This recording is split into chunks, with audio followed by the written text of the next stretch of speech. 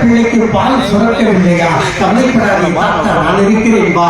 மீண்டும் 1000 வீதம் 3 மாதம் தருகிறேன். சட்டாக சாப்பிட்டு முத்தாக காப்பாற்று. காப்பாற்றிய பிள்ளை பள்ளிக்கூடம் போக வேண்டுமா? ஸ்கூல் பீஸ் இல்லையா? கவலைப்படாதே தாத்தா, நான் இருக்கிறேன் வா. School fees free, uniform free, புத்தகம் ஃப்ரீ, புத்தகம் போடுகின்ற பையும் ஃப்ரீ, அவன் பஸ்ஸிலே போவதற்கு பஸ் பாஸும் ஃப்ரீ. அவன் சவலையாக பிறந்து விட்டானா அவனுக்கு சத்துணவில் பாடம் 5 முட்டை தருகிறேன். அவன் படித்தானா, அவன் 10th முடித்தானா, +1 போனானா, சைக்கிள் ஓட்ட தெரியுமா, உன்னிடம் வாங்கி கொடுக்க உன்னிடம் காசு இல்லையா? கவலைப்படாதே தாத்தா, நான் இருக்கிறேன் வா. இலவசமாய் சைக்கிள் தருகிறேன். +1 +2 முடித்தானா அவன் காலேஜுக்கு போக வேண்டுமா? அவன் தான் வீட்டில் முதல் கிராஜுவேட்டா? உன்னிடம் காசு கட்ட பணம் இல்லையா? கவலைப்படாதே தாத்தா, நான் இருக்கிறேன் வா. காலேஜ் ஃபீஸும் ஃப்ரீ. அவனும் காதலித்தானா, அவனும் கர்ப்பமாக்கினானா, அவனும் பிள்ளை பெற்றானா, அவனுக்கும் குழந்தை பிறந்ததா? இப்படி கொடுத்து கொண்டே இருக்கிறேன். இப்படி பெற்று பெற்று பெற்று வயதாகி போனாயா? நீயும் கவலைப்படாதே தாத்தா, நான் இருக்கிறேன் வா. மாதம் 750 ரூபாய் பென்ஷன் தருகிறேன். பேரனை பார், பேத்தியை பார், சந்தோஷமாக வாழு. 58 வயது ஆகி போனதா? இலவசமாய் பஸ் பாஸ் தருகிறேன். சந்தோஷமாக வாழு. அதையும் தாண்டி காலம் கெட்டு போனதா? நீ சிக்காகி போனாயா? ஆஸ்பத்திரிக்கு போக வேண்டுமா? ஆட்டோவுக்கு பணம் இல்லையா? கவலைப்படாதே தாத்தா, நான் விட்ட 108 ஆம்புலன்ஸை கூப்பிடு. இலவசமாய் ஆஸ்பத்திரிக்கு போ. வைத்தியன் பணம் கேட்கிறானா? உன்னிடம் காசு இல்லையா? கவலைப்படாதே தாத்தா, நான் கொடுத்த கலைஞர் காப்பீட்டு அட்டையை காட்டு. 1 லட்சம் ஃப்ரீ.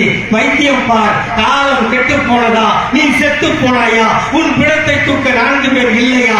தன்மானம் தடுக்கிறதா? கவலைப்படாதே தாத்தா, நான் போட்ட சட்டம் மார்க்சிட் வேணும். பார்த்தாயா? அழுதாயா? ஈ வைக்கிறதா?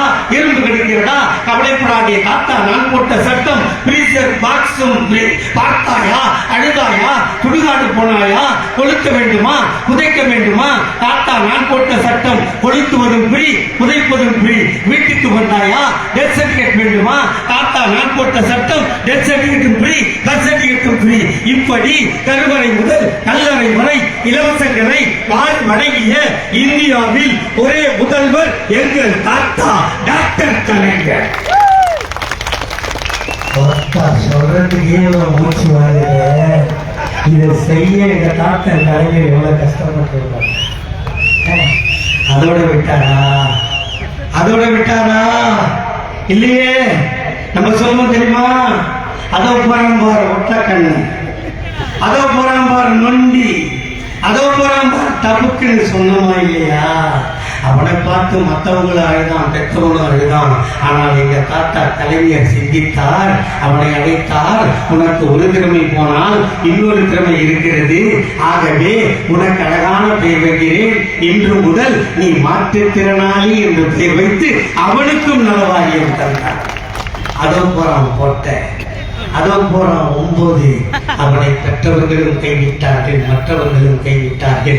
எங்கள் தாத்தா கலைஞர் கைவிடவில்லை. அவனை எல்லாம் அழைத்தார். நீ பொட்டை இல்லடா, நீ 9 இல்லடா, உனக்கும் அழகான பெயர் வைக்கிறேன். இன்று முதல் நீ திருநங்கைகள் என்று அழைப்பாய் என்று சொல்லி அவர்களுக்கும் நலவாரியம் தந்தார்.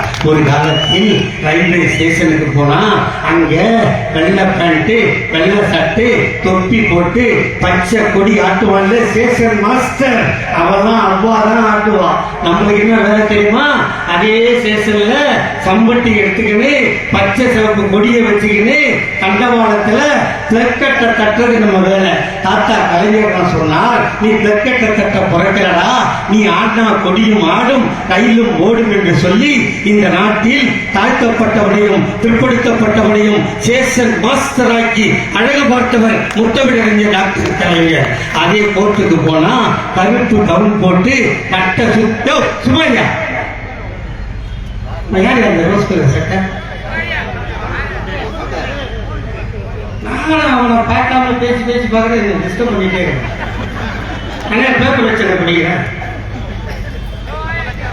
கோர்ட்டுக்கு போனா கருப்பு கவுன் போட்டு கட்ட சுத்தி வெட்டி ஆர்டர் கட்டுவான்ல ஜட்ஜி, அவெல்லாம் அவ்வா. அதே கோர்ட்ல நம்மளுக்கு என்ன வேலை தெரியுமா? சிவப்பு தொப்பி போட்டு சைலன்ஸ் கத்துறது.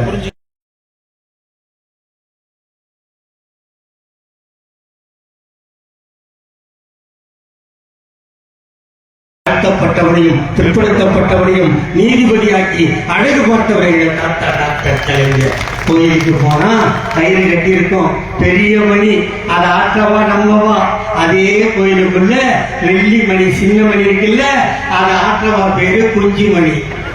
அவ்வளவுதான் அதை ஆட்டம், நம்ம ஆட்டப்படாது.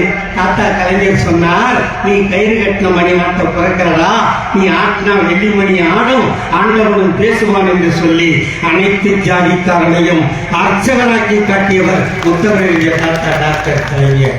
இன்னும் போகணும், இன்னும் நான் சொன்ன 9 மணி வரையும் பேசுவேன். என்னை 1 மணி நேரத்தில் முடிக்க சொல்லியிருக்கேன்.